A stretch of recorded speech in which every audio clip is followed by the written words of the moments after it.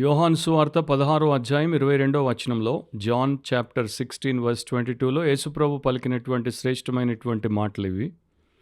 అటువలే మీరును ఇప్పుడు దుఃఖపడుచున్నారు కానీ మిమ్మును మరలా చూచెదను, అప్పుడు మీ హృదయము సంతోషించును, మీ సంతోషమును ఎవడును మీ వద్ద నుండి తీసివేయడు.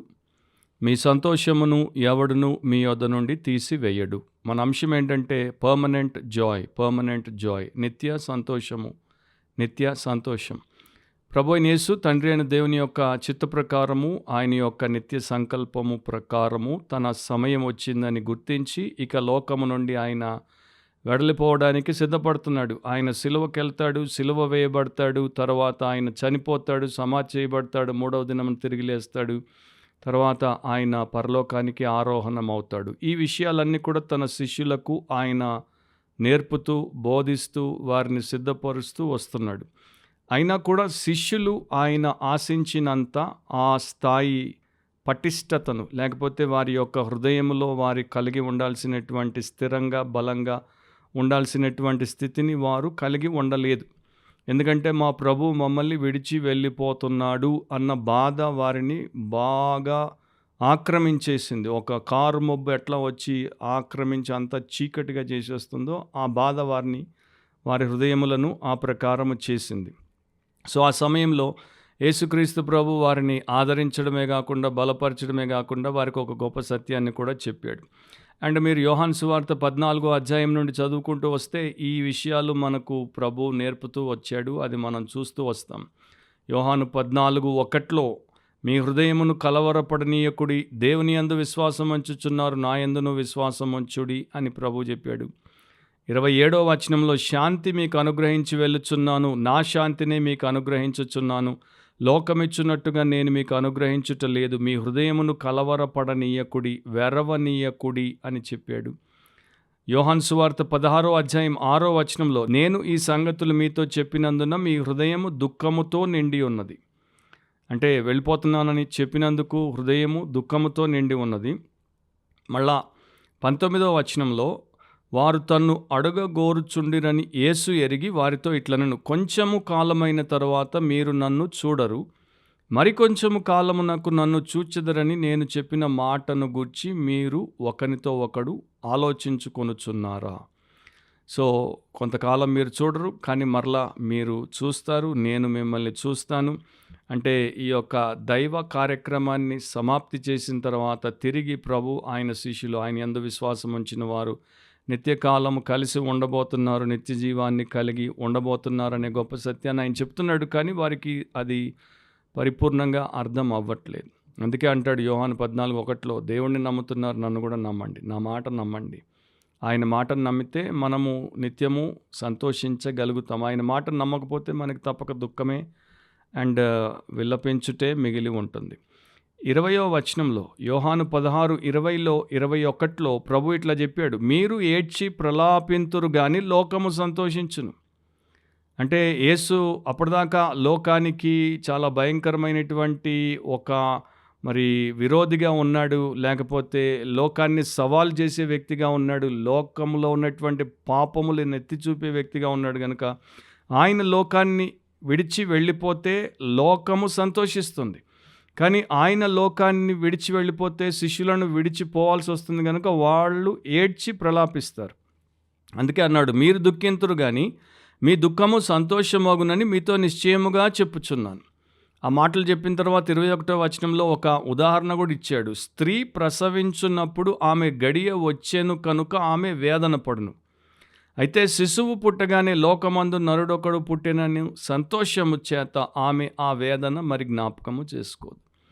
సో ఎట్లా ఆ ప్రసవానికి వచ్చినప్పుడు నొప్పుల బాధతో ఆమె బాధపడుతుందో, తర్వాత బిడ్డను చూసి అన్నీ మర్చిపోతుందో, అదే ప్రకారం నేను శిలువ కార్యంలో మానవ విమోచన కొరకు చేయబోతున్న ఆ మహత్కార్యమును బట్టి జరిగే ఎడబాటును బట్టి మీరు ఇప్పుడు బాధపడుతున్నారు. కానీ నేను తిరిగి నా రాజ్యస్థాపన చేసి వచ్చినప్పుడు, నిత్య రాజుగా వచ్చినప్పుడు, నా నిత్యానందంలో మిమ్మల్ని ప్రవేశపెట్టినప్పుడు ఇక ఎప్పటికీ ఎడబాటు ఉండదు, ఎప్పటికీ దుఃఖం ఉండదు.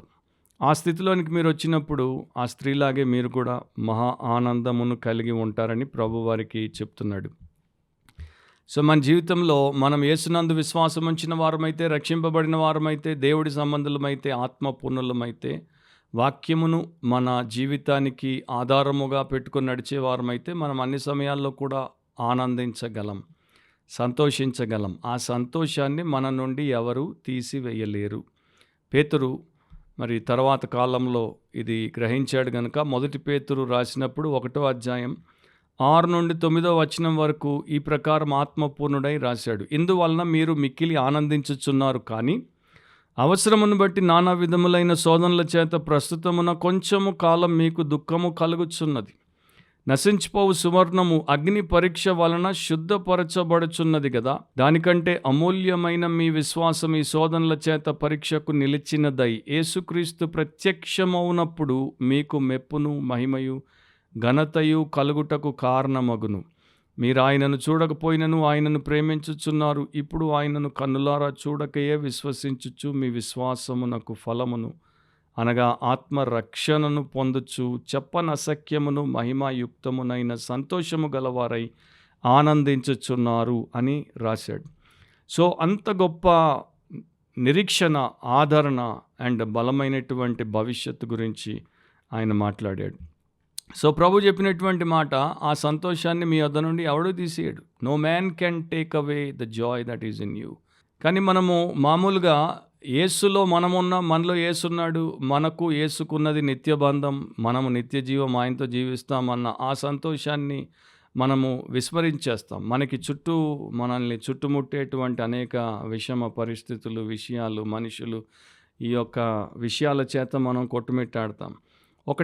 ఒక సత్యాన్ని మనం బలంగా తెలుసుకోవాలి. అదేంటంటే దొంగలు మన ఆస్తిని దోచుకుని పోవచ్చు, రోగము మన ఆరోగ్యాన్ని దోచుకుని పోవచ్చు, లేక మరణము మన కుటుంబీకుల్ని దోచుకుని పోవచ్చు. కానీ మన సంతోషాన్ని ఎవరు దోచుకుని పోతారు? మన సంతోషం సరైన దాంట్లో ఉంటే దాన్ని ఎవరు దోచుకుని పోలేరు. యేసే మీ సంతోషం అయితే పౌలు చెప్పినట్టు ఎల్లప్పుడూ ప్రభునందు ఆనందించుడి, మరలా చెప్పుదును ఆనందించుడి.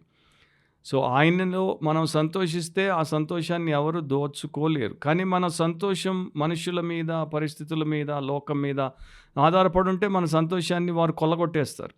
ఒకరు మనకి అన్యాయం చేస్తే మన సంతోషం పోతుంది, ఒకరు మనల్ని ఆయాస పెడితే మన సంతోషం పోతుంది, ఒకళ్ళు మనల్ని అపార్థం చేసుకొని మన గురించి నానా మాటలు మాట్లాడితే మన సంతోషం పోతుంది, ఒకరు మనకు రావాల్సినటువంటి దాన్ని మనకు దక్కనివ్వకపోతే మన సంతోషం పోతుంది. సో ఆ ప్రకారము మన సంతోషము ఈ లోక సంబంధమైన విషయాల మీద ఆధారపడితే పోతుంది.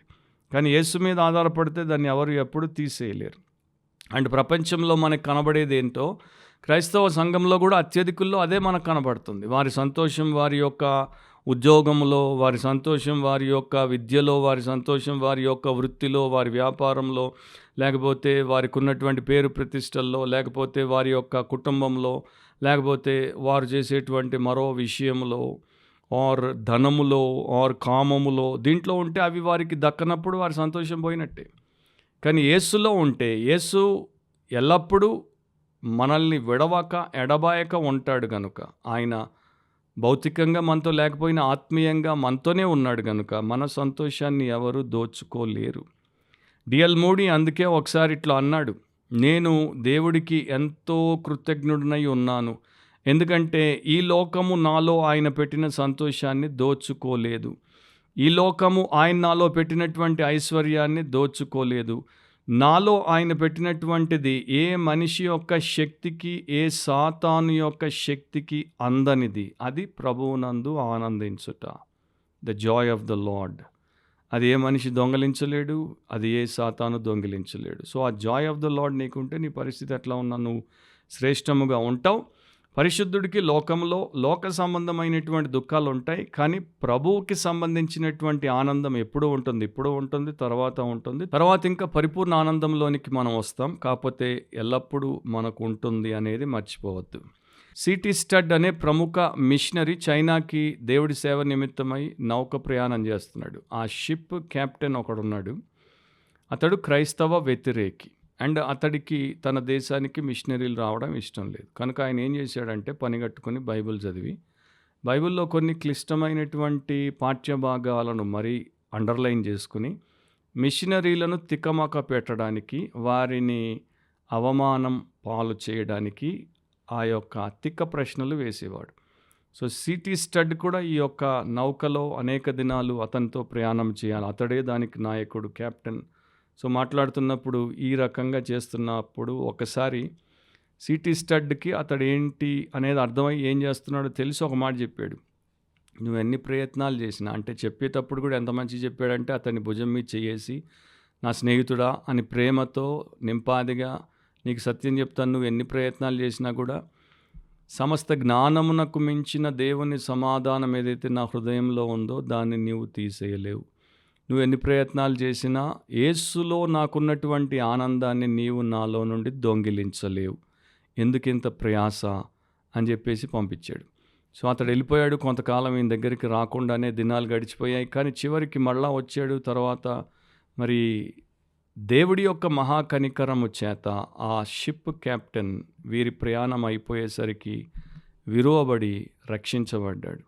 సో అట్లా సిటీ స్టడ్లో ఉన్న ఆనందాన్ని నేను తీసేయలేకపోయానే, యేసు అతనికి అంత ఆనందాన్ని ఇస్తున్నాడా, ఆ ఆనందాన్ని ఎవరు తీసేయలేరా అన్నది అతన్ని మదనబెట్టేసి రాత్రి పగలు నిద్రలేక ఆ ఆనందం నాకు కూడా కావాలని రక్షణ పొందేటట్టు చేసింది. మరి అట్లాంటి నిత్య సంతోషం, ఆనందం మీకుందో లేదో నాకు తెలియదు. కానీ ఇప్పుడే మీరు దేవుడి వైపు తిరిగి మీ పాపం ఒప్పుకొని విడిచిపెట్టి యేసుని రక్షకుడిగా చేసుకుంటే, ప్రభుగా చేసుకుంటే, ఆయనకు లోబడితే, ఆయనకి అవకాశం ఇస్తే ఆయన మిమ్మల్ని రక్షిస్తాడు, రూపాంతరపరుస్తాడు, నిత్య సంతోషంతో నింపుతాడు. దాన్ని ఎవరు, ఏ మనిషి మీ వద్ద నుండి తీసివేయలేడు. అట్లాంటి కృప మన ప్రభువు మనకు అనుగ్రహించటకు ఎల్లప్పుడూ సిద్ధం. మరి మీరు ఆ స్థితిలో ఉన్నారా? అట్లాంటి స్థితిలోనికి మీరు వచ్చి రక్షించబడి నిత్య సంతోషాన్ని పొందుకోవాలని నా ప్రార్థన, నా యొక్క ఆకాంక్ష. మరలా మనం నీ వాక్యమే సత్యంలో కలుసుకునేంత వరకు ప్రభు అయిన యేసుక్రీస్తు యొక్క అపారమైన కృప మీ ఆత్మలకు తోడై ఉండునుగాక. ఆమేన్.